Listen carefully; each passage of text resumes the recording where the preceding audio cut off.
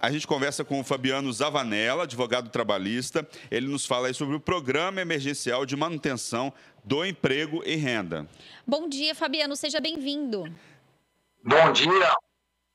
Fabiano. Prazer, um privilégio aqui o convite de vocês. Cumprimento a todos os ouvintes também e agradeço pelo espaço. Fabiano, o privilégio é nosso. Fala um pouco para a gente sobre esse programa emergencial, o que a gente tem de novidade no Programa Emergencial de Trabalho e Renda, o que você tem de informação aí para a gente? Tá bom. Só lembrar, então, na linha do tempo, de forma muito breve, a medida provisória 936, que foi publicada no dia 1º de abril de 2020, instituiu o Programa Emergencial de Proteção do Emprego e da Renda, visando, dessa maneira, evitar um excesso de rescisões de contrato de trabalho, quer dizer, um aumento do desemprego, prevendo basicamente dois mecanismos: a redução proporcional da jornada de salário, da jornada e do salário, ou a suspensão do contrato de trabalho. Ferramentas essas manejadas pela empresa, quer dizer, pelo empregador, que permitiriam aos empregados receber um benefício custeado pelo Estado, né, pago pelos cofres públicos. Como é uma medida provisória, toda medida provisória tem um prazo de vigência, que pode ser de 60 dias, prorrogado por mais 60. Então, havia todo um ambiente aí de tensão, que o assunto fosse discutido logo no Legislativo e se fizesse a conversão da medida provisória em lei. Aí, daí sim, a lei integra o nosso ordenamento jurídico e tem uma vigência mais elastecida. Isso aconteceu ao longo desses últimos meses. Foi aprovado o projeto de conversão número 15 na Câmara dos Deputados, encaminhado para o Senado. O texto recebeu alguns ajustes e depois seguiu para a sanção presidencial, que aconteceu no dia 6 de julho, quer dizer, anteontem. E ontem, no dia 7, foi publicada, então, a Lei 14.020 de 2020, que institui o Programa Emergencial de Proteção ao Emprego e à Renda. Então, de forma muito sintética, essa é a cronologia do tempo da primeira data em que se instituiu o programa e agora efetivamente transformado em lei a partir da publicação de ontem no Diário Oficial. Agora, Fabiano, fala um pouquinho para a gente. Caso o governo não pague esse benefício emergencial, quais são os direitos do trabalhador nessa situação? Então, na verdade, a ferramenta para que o empregado acesse esse benefício depende de uma iniciativa do empregador. Na medida provisória 936, se autorizava, se reconhecia uma maior autonomia, quer dizer, os ajustes poderiam ser individuais, do empregado com o empregador, adotando ou a redução ou a suspensão. Feito esse ajuste, o Ministério da Economia deve ser comunicado em até 10 dias da data dessa assinatura, para que depois de 30 dias dessa data, o benefício, por conseguinte, seja pago ao empregado. No começo, nos primeiros dias ou até no primeiro mês de vida da medida provisória, nós tivemos uma série de relatos e de experiências de dificuldades das empresas em acessar o próprio empregador web, que é a plataforma adequada para noticiar esses acordos, que possibilitaria o recebimento pelos empregados do chamado benefício emergencial. Isso foi sendo corrigido ao longo do tempo. Em abril, o Ministério da Economia editou uma portaria que disciplinava todo o funcionamento, tanto do empregador web, a maneira que a empresa deveria noticiar, e também alguns outros aspectos que geravam bastante dúvida. Caso o empregado, feita de maneira regular, formal, que a empresa observe todos esses requisitos que eu mencionei, não receba o benefício, ele deve comunicar o empregador, a fim de que o empregador verifique se as informações foram prestadas de maneira correta, se o Ministério da Economia processou o pedido do pagamento do respectivo benefício, e caso não tenha sido feito dessa forma, é obrigação do empregador pagar o salário daquele mês correspondente na mesma condição anterior a adoção de uma das medidas, ou seja, da redução ou da suspensão. Então, é um ônus muito maior do empregador de tomar todos ele cuidado para que ele consiga atender esses requisitos e não prejudique o trabalhador no que se refere ao recebimento do benefício emergencial. Fabiano, você acha que a lei protege, na mesma medida, empregados e empregadores? Muito boa pergunta. A Lei 14.020, ela é um pouco diferente da medida provisória. O texto foi aprimorado. Logo de cara, tanto nas disposições como no artigo 1º e 2º, a lei lembra, como já fazia a medida provisória, que são técnicas, são mecanismos voltados para a preservação da renda e do emprego num momento de atipicidade que é justamente aquele imposto pela pandemia. Então, partimos de uma premissa que não há antagonismo desses interesses, e sim uma convergência tanto da perspectiva dos empregados como dos empregadores, de um lado a manutenção do emprego e de outro a manutenção dos próprios negócios. Eu estava ouvindo vocês aí falar de setores que foram dizimados pelo impacto da pandemia, o entretenimento, o turismo, o lazer e outros tantos. Por conseguinte, é uma crise que afeta a sociedade de maneira indistinta. Então, o mecanismo ele me parece adequado nessa perspectiva e proposta da manutenção dos empregos. O Ministério da Economia dá números de que já foram protocolados, quer dizer, anunciados via empregador web, 13 milhões de acordos na técnica prevista pela MP e agora pela lei. Então, significa que 13 milhões de empregados estão acessando esses benefícios e, por conseguinte, os seus contratos de trabalho são preservados. E também a lei fala em renda, ela não fala em preservação do salário. Então, é presumível que haverá, claro, uma perda do capital, da capacidade de compra do empregado nesse momento de transitoriedade, pelo período que a lei autoriza. É bem importante lembrar isso, não é uma coisa perene, e sim transitória. A lei permite essas ferramentas que eu mencionei por até 90 dias, então a redução proporcional do salário e da jornada por no máximo 90, a suspensão por no máximo 60. Se você combinar essas medidas somadas, não podem superar 90, desde que a suspensão não seja mais do que 60 dias. Então, são técnicas, dentro do que foi possível, se não é o ideal, é o mais razoável para equilibrar, nessa perspectiva da tua pergunta, interesses de empregados, de empregadores, de uma outra figura que tem um papel significativo, principalmente mais ainda agora na lei ontem publicada, que são os próprios sindicatos na defesa dos interesses dos trabalhadores. A gente está aqui com o chat ao vivo aqui, no nosso YouTube. Você que está em casa, quer fazer pergunta aí pro Fabiano, só fazer a sua pergunta no nosso chat ao vivo aqui. Tem uma pergunta aqui que o pessoal está falando o seguinte: a parte da empresa, parece que tem uma senhora aqui, ela está dizendo o seguinte, que a parte da empresa não está pagando. O governo está pagando a sua parte, a empresa não está pagando a sua parte. O que fazer? Tá bom. Presumo nessa pergunta que é uma hipótese de redução proporcional de jornada e de salário.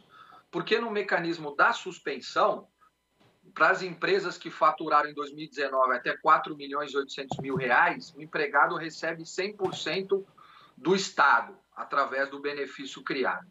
Então, nessa hipótese da redução proporcional, via um ajuste individual, tem algumas faixas de redução. Vamos considerar que o acordo previu 50% de redução da jornada e do salário. Então, pega o salário do trabalhador e a sua jornada, divide pela metade, o correspondente a isso, via tabela do seguro-desemprego, dará qual é o montante que será devido em relação ao benefício, e a outra metade deve ser honrada, paga pelo empregador.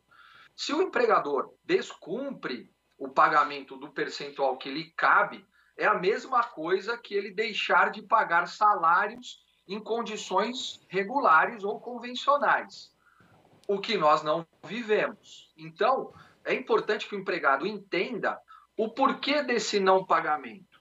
Isso é uma atitude de oportunismo, de má-fé? A empresa tem condições econômicas para fazer esse pagamento e deixa de fazê-lo justamente para se aproveitar de um momento de crise? Essa é uma situação completamente reprovável, deve ser comunicada aos órgãos fiscalizadores para que alguma providência seja adotada. Individualmente ainda, esse empregado lesado, ele pode propor uma reclamação trabalhista para fazer jus a esses direitos violados. Nós precisamos entender se isso é recomendável no momento vivido. Quer dizer, a empresa de fato usa de má fé ou ela tem um problema efetivo de caixa, um problema econômico financeiro, ela foi afetada pela pandemia e que mesmo adotando esses mecanismos de proteção do emprego e da renda, ela não consegue honrar o salário. E ela tem transparência e comunica isso aos empregados. Então, os empregados deverão levar em conta essa conduta, essa postura e relativizar essa situação que é complicada, óbvio, cada um tem as suas obrigações e a necessidade do seu sustento, mas levar em conta também o esforço do outro lado do empregador para a manutenção daquele vínculo, do que uma situação mais delicada, a empresa optar pelas dispensas, pelas rescisões do contrato de trabalho, e aí nem mesmo o benefício essa pessoa receberá. Então, precisamos partir de uma análise um pouco mais acurada, mais detalhada da situação concreta para escolher esses caminhos. Fabiano, complementando até essa questão, essa redução permite que os salários fiquem abaixo, né, até 90 dias, essa redução pode acontecer, mas você acha que alguns empregadores podem aproveitar dessa situação e estender esse prazo para mais de 90 dias, reduzir os salários, então, dos funcionários por mais de 90 dias? E se isso acontecer, o que o trabalhador pode fazer? Então, a medida provisória, lá de 1º de abril, a 936, prevê, como eu disse, um máximo de 90 dias para a redução proporcional de jornada e de salário. As empresas que já adotaram essa ferramenta em março, abril, maio, junho, enfim, ou até agora no mês de julho, esgotou a possibilidade de renová-la. Por isso que havia uma ansiedade muito grande para que isso fosse transformado em lei, que é o que aconteceu, publicado ontem, a Lei 14.020. A Lei 14.020, ela reproduz essa mesma técnica, quer dizer, ela confirma o prazo de 90 dias, mas ela inclui uma vírgula para dizer que o Poder Executivo, através do Ministério da Economia, monitora o programa do benefício emergencial e pode editar normas complementares necessárias à sua execução, inclusive em relação ao prazo. É o chamado regulamento que as empresas, os trabalhadores no geral, estão com muita expectativa de que saia hoje ainda e que autorize nova redução proporcional de jornada e salário ou de suspensão do contrato de trabalho, além daqueles 90 dias inaugurais. Nós temos um problema aí eminentemente de caixa, tanto o ministro Paulo Guedes como o próprio presidente da República já verbalizaram isso, a dificuldade em manejar recursos para estender o benefício. Se fala em mais de 70 bilhões já honrados pelos cofres públicos e uma economia fragilizada como é do Brasil, são valores expressivos. Então, acho que o ponto de ajuste é a viabilidade econômico-financeira da prorrogação do programa. Não considerando esse regulamento ou mesmo que a empresa não consiga aguardar pela sua edição e precise postergar essa redução proporcional, né, de jornada e salário ou a suspensão do contrato de trabalho, como você perguntou. Ela pode, via o programa do benefício emergencial, não dá. O próprio sistema travará o pagamento do benefício, no máximo até 90 dias. No mês subsequente, o trabalhador deixa de receber aquele valor. Individualmente, isso é possível fazer sem o benefício? Tem uma discussão jurídica muito grande aí, me parece que não por acordo individual, mas sim via negociação coletiva. Então, quer dizer, se o sindicato de um determinado setor negociar com a empresa redução proporcional de jornada e salário em outros patamares diferentes da própria lei, ou até mesmo em um tempo maior, com as justificativas necessárias, isso é possível fazer. Como também é possível suspender o contrato de trabalho via negociação coletiva, para que o trabalhador participe de programas de requalificação ou treinamento. Então, na negociação coletiva, dá para ajustar esses mesmos mecanismos com um prazo maior do que aquele que está previsto na lei. Mas sem ela, individualmente, a empresa terá problemas e o empregado não receberá o benefício. Fabiano, agora dentro de tudo isso, todas essas informações que você trouxe para a gente, quais são os pontos mais interessantes, né, dessa lei? E se você puder também explicar para o pessoal de casa, na sua opinião, quais são os pontos negativos que essa lei pode trazer aí para o trabalhador e para os empregados também? Os empregadores, perdão. Bom, primeiro havia uma dúvida na medida provisória, depois a portaria complicou um pouquinho mais em relação aos aposentados. Se os empregados aposentados com contrato de trabalho em vigor poderiam ou não ser afetados por essas técnicas de redução proporcional ou suspensão do contrato de trabalho. E a portaria dizia que não. Agora, a Lei 14.020 autoriza que os aposentados que continuam empregados se afetem por essas técnicas, já que ele recebe um benefício previdenciário, então ele não pode cumular o benefício emergencial com a aposentadoria. A lei é bastante clara. Quem recebe algum outro tipo de benefício de prestação continuada da Previdência Social não recebe o benefício emergencial. Mas o aposentado pode sim ser afetado por essas técnicas, desde que o empregador mantenha um pagamento ali de uma ajuda de custo que complemente parte da renda que ele perderá. A lei também garante, prevê uma garantia provisória no emprego. Então, pelo tempo que o empregado terá o seu contrato suspenso ou a sua jornada e salário reduzidos, ele será garantido no emprego. 30 dias, se for esse o prazo definido, e depois por mais 30. Se for 60 dias e depois por mais 60. Então, a lei impõe essa garantia provisória de emprego. Ele pode ser dispensado? Pode.